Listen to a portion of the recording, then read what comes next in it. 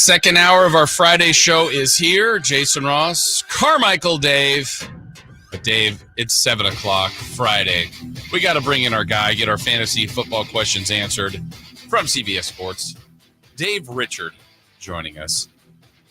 Dave, good morning.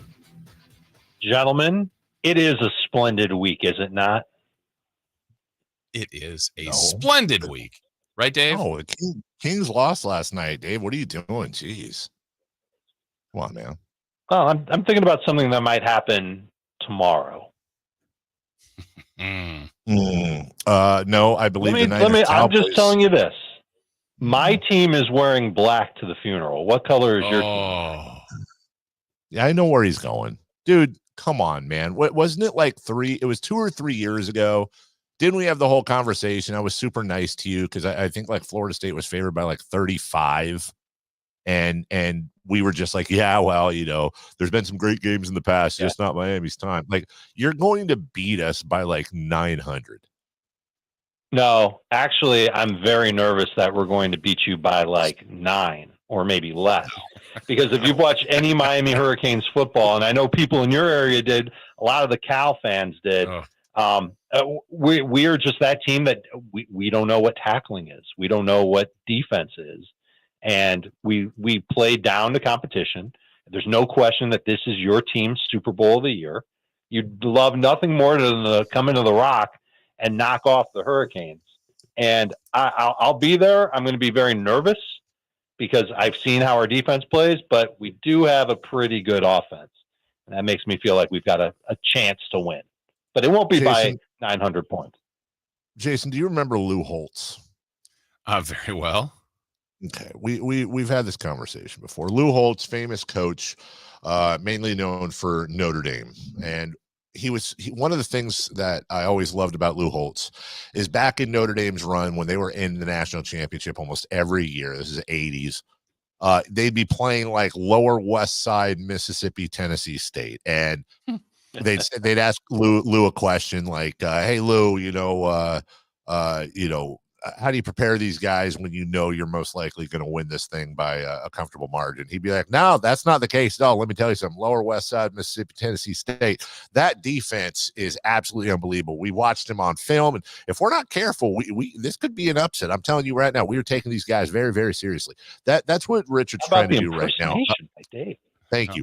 Florida State is 1-6. Miami is 7-0. We're going down to Miami. Miami's currently favored by 21, and that is hilariously low. As a matter of fact, Jason, if you put $100 on the Florida State Seminoles to win this game outright, you would walk away with $800. So I understand wide right, and I understand the history of the rivalry and throw the records out. Dave, if the Hurricanes win this by any less than 21 points, I will trade you. Derrick Henry for Sam Darnold's spit cup. That's how confident I am. We're terrible. That's a deal, and I would take the Noles and the points. Well, you'd be silly then. Speaking of losers. My fantasy football teams, just because everybody wants to hear about it. I started out 3-0 in my tougher league. I am now in my two main fantasy leagues, Dave. I'm a combined 0-7 over the last few weeks. It has been absolutely atrocious. Yeah, it's really, really, really bad. So for folks like me, it is not a keeper league. I can't tank. I can't do anything. What are we seeing on the waiver wires? I always ask you that. What's the other people's trash is a hungry man's treasure, folks? Anyone popping out to you this week? I do think there are some names that are worth mentioning, and you can go and see if you can find them on your waiver wire. I don't know. Some of the names I'll give you, I think you can start. But others, I think we're speculating at best. Demario Douglas with the Patriots. Remember, he left last week's game in London early with an illness. He's really their best wide receiver, and he's out there, not quite half of CBS Sports leagues. I think he's somebody that you could grab. Maybe you're lucky and Tyler Lockett will be out there.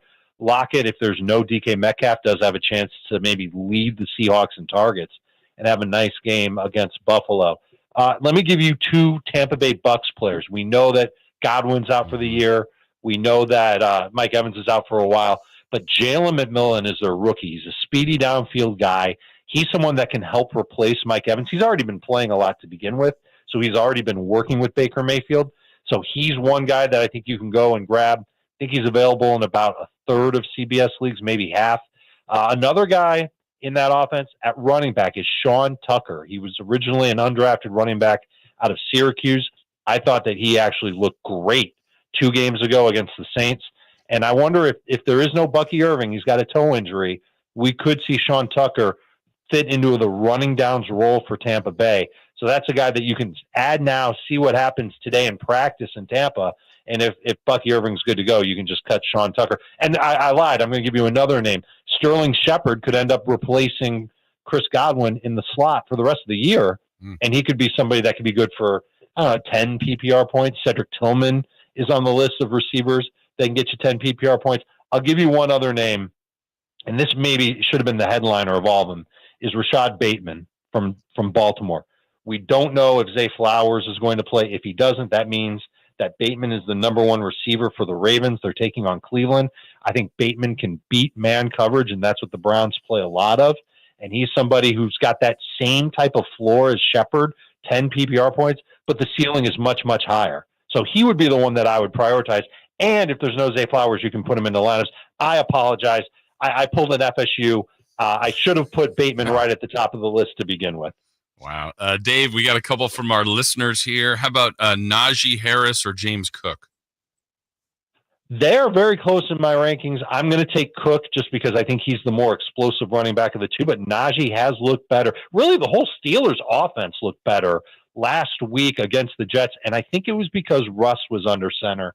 They felt more comfortable. They looked more comfortable. They played more confidently. Najee doesn't have breakaway speed, but he's still going to get a lot of work.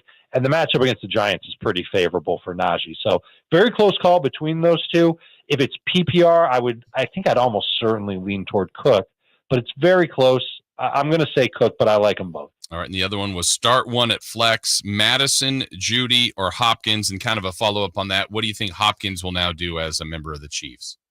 So if it's full PPR, I'll take Hopkins. And if it's half PPR or non-PPR, I guess I'll just settle for Alexander Madison and hope he finds the end zone. But man, it's a, you know what? That's not good advice. I'm just going to start Hopkins no matter what. Let's face it.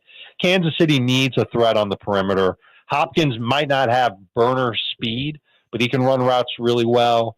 He can find open space against zone coverage really well. And the Chiefs see a lot of that. And he also can win contested catches. And that's something that Kansas City really hasn't had a lot of lately. And so I think that Hopkins can fill that role and be a good, at minimum, number 3 receiver for your fantasy team. Dave Richards, CBS Sports, joining us. I want to go back real quick to Mike Evans. You know, it might be the most underrated streak in all of sports right now because not everyone is aware of it. Mike Evans, 10 years, over 1,000 yards. Now, here's the deal. He has played in 7 games, got the hamstring injury. He's got 335 yards. Okay. They say they're not putting him on IR because that would be 4 games. So you're guessing it's about a 3-game injury, I think, according to the coach. So that means he's going to play in probably 14 games, including maybe one coming back from the injury. Now, Dave, he played in 13 games in 2019, and he had 1,157 yards. That was, by the way, on an average of 17.3 per catch. He's averaging 12.9 yards per catch. I'm reading it. I don't know this. 12.9 yards a catch so far. My question to you is this. Does the Mike Evans 1,000-yard streak end this season? I'm going to say no, because I expect him back week 12 against the Giants. That's a good matchup. And in the games between then and the end of the year, he plays Carolina twice, Vegas once, Dallas once, Chargers once, and then in week 18, he's home against the New Orleans Saints. He can do it. Those Carolina games are really what stands out to me. And I'm going to take it one step further. I think he is one of the best buy low players in fantasy football if your fantasy team is 7-0, 6-1, maybe 5-2, 5-2 and you win this week and now you're 6-2, yes. If you are headed toward the playoffs and you feel really good, there's going to be somebody else in your league that's got Mike Evans, and maybe their record isn't as good. They will take help right now in exchange for Mike Evans. Do it. Get your team loaded for that late season run. You're going to be thrilled to have Mike Evans back crushing it. And there's no Chris Godwin the rest of the year, guys. Yeah. So we know that he's going to have a huge target share. Dave, who do you like in the Cowboys-Niners game this week as far as plays fantasy-wise? Well, let's just make the assumption that Deebo plays, and I'm hoping that he does. And I'm really glad that he's out of the hospital because it sounded really bad. But if Deebo plays, love him against Dallas. Love Kittle against Dallas. Jordan Mason's going to be a start, a number 2 fantasy running back. And that means that Purdy's in play as a borderline starter. I think that he can be okay. I don't know if he can actually go and get 3 touchdowns or something like that, but 200 yards, 2 touchdowns, the typical kind of day for Brock Purdy. Yeah, I think he could give you something like that. I'm willing to bench Ricky Pearsall and have him on my team. I don't necessarily want to start him. And then on Dallas' side of the ball, I think Dak and Lamb are going to start to connect again. We saw that last year when they came out of the bye. They got to do something, and that's their best way to move the chains. I'm not a big fan of Rico Dowdle. We've had a lot of questions about him. I would try and sit him, especially this week. There are so many good running backs out there. You don't need to start Rico Dowdle. Jalen Tolbert is kind of a desperation flex, and Jake Ferguson's a good start at tight end. So both tight ends in the game, and then pretty much every 49er, and then Dak and Lamb. When you talk about fantasy pickups, waiver wire pickups in the middle of the year, obviously he's not on a waiver wire anymore, but a lot of people are patting themselves on the back for Kareem Hunt, 250 yards and 3 touchdowns. Really the first game he had 69 yards against the Chargers, which is a pretty stout defense, if you will, but also his first game off the couch. He had 102 versus New Orleans and a touchdown, 78 and 2 touchdowns versus the 49ers. So my question is, where are you putting Kareem Hunt now for the remainder of the year? His competition, if there is any, with the Chiefs notwithstanding. And I ask that because I think a lot of people are now going to be Kareem Hunt owners that are going to be asked about Kareem Hunt. So I'm curious as to where you value him. So in the trade chart that I do each week, Kareem Hunt is he's not even a top 24 running back rest of season. And the reason for that is because the expectation is that Isaiah Pacheco will come back. And when that happens, it's just going to be a mess between Hunt and Pacheco and who will play when and who's going to do what. So I think we kind of need to enjoy what Kareem Hunt is doing now and certainly use him, especially, goodness, this week against Las Vegas. Their run defense is pathetic. 14-plus PPR points to one running back at least in each of 7 games. I think that you're going to see Kareem Hunt continue to be, this is going to sound silly, but the catalyst of the Kansas City Chiefs offense. I know that we're used to saying that about Mahomes and Kelsey and their connection and all that. Hasn't worked out that way. Kareem Hunt gets a lot of volume, finds the end zone a lot, not necessarily the most efficient running back. But this week, I think you use him, and then you can consider trading him. You know, would I trade Kareem Hunt for Mike Evans if I was okay at running back and my team's going to the fantasy playoffs? Yeah, that's a move that I would make because I do think that eventually Kareem Hunt comes back and he's going to kind of turn into a pumpkin, to use a Halloween reference, Dave. Thank you very much.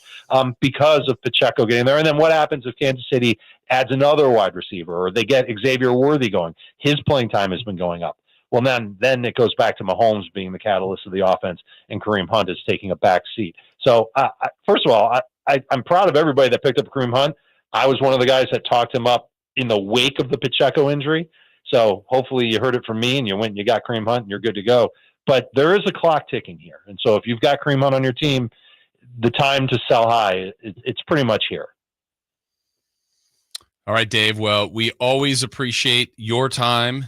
We know that people can get more information from you, from your podcast, everything you do on CBS Sports. Let everybody know how they can find out more information than just the great information you just gave us. Yeah, I'm on Twitter all the time, or X, whatever you want to call it. It's good with me. Look for me at Dave Richard. And then today, 10 a.m. Eastern, live on CBS Sports Network. If you've got digital cable or anything like that, if you're streaming, you've got the channel. You can watch Fantasy Football Today. We will go through starts and sits at every position, naming players who are not obvious. We're not going to tell you to start Amon-Ra St. Brown. You already know to do that. But other players that are out there who you've got questions on, we will answer them at all those positions. Plus, we'll answer some questions off of social media as well. And if you can't watch live, you can always watch the replay on YouTube. Go to YouTube, search for Fantasy Football Today. You'll see all of our podcasts, all of our live shows, all of it on demand, and all of it free, by the way. Like and subscribe to Fantasy Football Today on YouTube. Awesome. Thank you for your time as always. Good luck to for both of you guys this week. We'll see how you guys we'll see how it all goes. Thanks again, Dave. I am sure that if the Canes somehow lose, my phone will be blowing up in a big way. Oh, you know it. Oh, dude, you have no idea. I will actually probably drive to Jacksonville. I will preemptively block you then. It'll be the first thing I do. Yes. All right, Dave. Thank you. We'll talk to you next Friday. You got it, guys. Good luck in your leagues. All right. Thank you. That is Dave Richard. Always good insight. Thank you to those of you that sent in your questions and thoughts for Dave. When we come back, Dave and I